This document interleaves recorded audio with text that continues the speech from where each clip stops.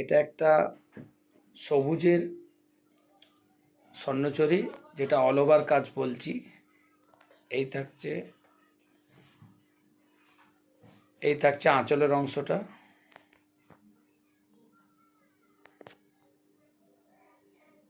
আঁচলটা থাকছে গোল্ডেন জরির উপর।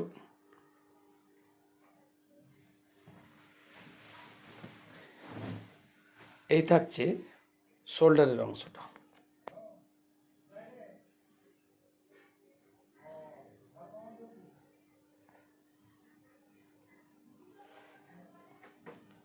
ভেতরে থাকছে কুচির অংশটা এরকম টেম্পেল কাজের।